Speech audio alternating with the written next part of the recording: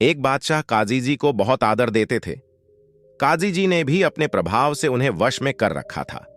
काजी बादशाह के प्रश्नों का उत्तर अच्छी तरह देते थे और काजी जी देवदूतों के विचित्र संवाद सुनाकर बादशाह को प्रतिदिन प्रसन्न रखते थे। यद्यपि काजी जी उद्भट विद्वान नहीं थे, किंतु दूसरे के मन की बात जानने में कुशल थे। बादशाह की सभा में विद्वान तो अनेक थे, किंतु वे काजी जी से नाराज थे। एक बार एक विद्वान ने बादशाह से कहा, राजन, ये काजी कुछ नहीं जानता। बादशाह ने कहा, चुप रहो, तुम उसके ज्ञान की गंभीरता को नहीं जानते। विद्वान ने कहा, तो मेरे बताए तरीके से उसकी परीक्षा करें। बादशाह ने कहा, किस प्रकार? विद्वान ने कहा, आप उनको पूछिए, ईश्वर कहां रहता है, किस दिशा में उनका मुख है, वह क्या करता है। इन प्रश्नों से उनकी परीक्षा हो जाएगी। दूसरे दिन बादशाह ने सभा में काजी जी से प्रश्न पूछे, किंतु काजी जी हक्के बक्के रह गए तथा इस समय सप्रमाण उत्तर देने में असमर्थ थे। उन्होंने 8 दिन का समय मांगा। बादशाह ने कहा, मैं सप्रमाण उत्तर चाहता हूं, इस बात का ध्यान रखना। काजी जी अपने घर जाकर विचार करने लगे, किंतु अकाट्य उत्तर का 8वें दिन भी निर्णय न कर पाए। 9वें दिन बीमारी का बहाना बनाकर घर पर ही रहे। उन्होंने सोचा, सभा में अपमानित होने से क्या लाभ। स्वामी की उदासीन देखकर नौकर ने पूछा तो काजी जी ने सारी बात बता दी। बुद्धिमान नौकर ने कहा, इस प्रश्न का उत्तर तो सरल ही है।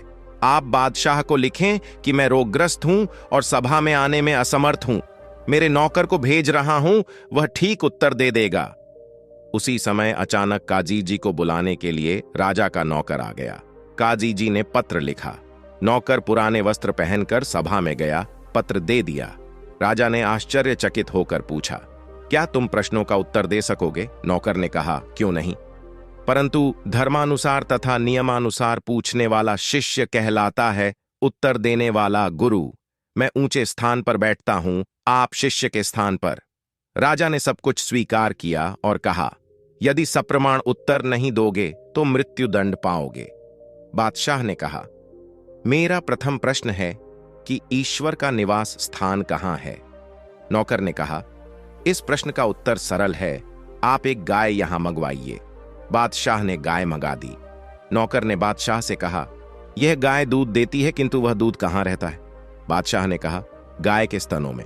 नौकर ने कहा, आप झूठ बोल रहे हैं, दूध तो गाय के शरीर में व्याप्त है, स्तन तो केवल दूध के निकलने के स्थान है। अच्छा, दूध मंगवाइए। राजा की आज्ञा से दूध लाया गया। नौकर से कहा, क्या इस दूध में मक्खन है? कहां है? बादशाह उत्तर न दे सका। नौकर ने कहा, आप जानते हैं कि दूध में मक्खन है, किंतु कहां है यह नहीं जानते। जैसे दूध में सब जगह मक्खन है, उसी प्रकार ईश्वर भी सब जगह है। दूध पीने के लिए लोग गाय को दुहते हैं, उसी प्रकार ईश्वर को पाने के लिए हृदय को दुहा जाता है। मथने से दूध से मक्खन निकलता है, उसी प्रकार चिंतन से ईश्वर मिलता है। जो लोग ईश्वर को स्वर्ग में रहने वाला मानते हैं, वे आंख वाले होने पर भी अंधे हैं। राजा ने दूसरा प्रश्न पूछा, ईश्वर का मुख किस दिशा में है? नौकर ने जलता हुआ दीपक मंगवाया और बादशाह से पूछा, यह दीपक की लौ कहां मुख करके जल रही है? बादशाह ने कहा, इस दीपक का मुख तो सब ओर है। नौकर ने कहा, दीपक की तरह ईश्वर का मुंह भी सब ओर है। बादशाह ने तीसरा प्रश्न किया, ईश्वर क्या करता है? तब नौकर ने काजी जी को बुलवाया। कांपते हुए काजी जी शीघ्र ही आ गए। उन्होंने नौकर को ऊंचे आसन पर और राजा को भूमि पर बैठे हुए देखा। नौकर ने काजी को ऊंचे स्थान पर बिठाया और स्वयं सिंहासन पर बैठकर बादशाह को काजी जी के आसन पर बैठने को आदेश दिया।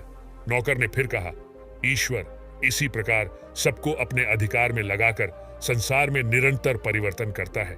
ये संसार चक्र को चलाता है। ईश्वर योग्यतानुसार सबको कार्य में लगाता है। बादशाह अपने प्रश्नों के उत्तर पाकर बहुत प्रसन्न हुए। उसने बुद्धिमान नौकर को उच्च पद पर नियुक्त किया। नौकर के प्रभाव से काजी महोदय की प्रतिष्ठा भी बची रही। शिक्षा, ईश्वर सब जगह होता है, उसकी तलाश मंदिर मस्जिदों में नहीं करनी चाहिए। ईश्वर सर्वव्याप्त है। ईश्वर संसार में निरंतर परिवर्तन करता है।